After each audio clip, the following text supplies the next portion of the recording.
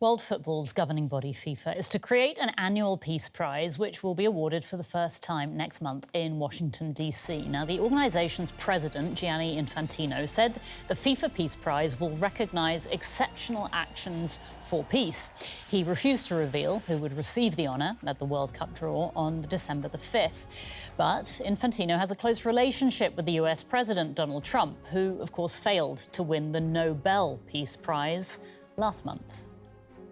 And our sports reporter, Jonathan Crane, is going to tell us more about all of this. Jonathan, so football and peace don't necessarily go hand in hand. Why is FIFA creating this new award? Yeah, I mean, it's not April. This is not a joke.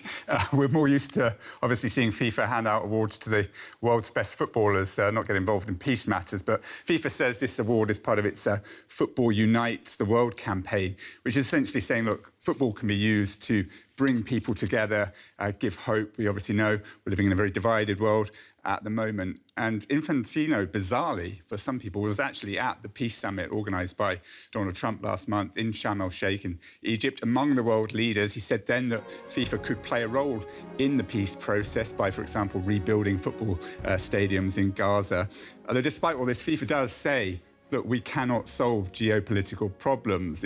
Often adamant that sport and politics should be kept separate, even if its actions can sometimes suggest otherwise. However, as we've been saying, the head of FIFA, Gianni Infantino, is a good friend of Donald Trump's, and we all know that Donald Trump was a little annoyed that he didn't win this year's Peace Prize. So how likely could it be that the president might be running for this honour instead? Well, that certainly is the big rumour. I don't think it's any coincidence that this award is going to be handed out during the World Cup draw on December the 5th. Donald Trump will be obviously front and centre there. It's happening in Washington, D.C. at the Kennedy Center, which he now chairs. Now, Infantino was asked last night, is Trump going to win it? And he was obviously very tight-lipped. He said, just wait and see.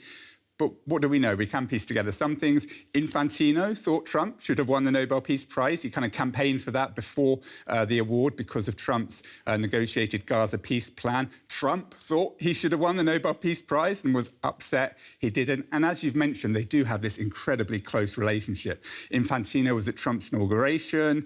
He's opened a FIFA office inside Trump Tower in New York City.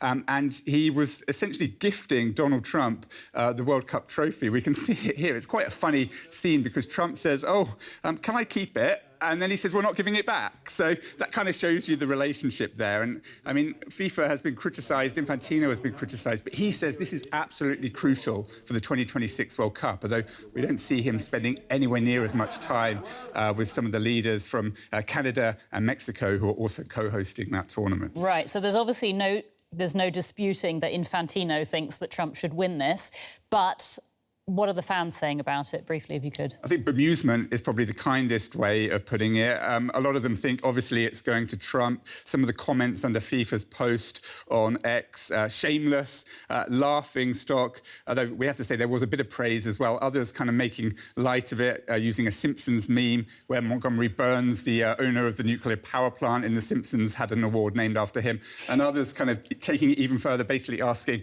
what next? Maybe the Formula One prize for poetry. So other suggestions on a postcard, please. We will wait and see. DW Sports reporter Jonathan Crane. Jonathan, thank you. You're welcome.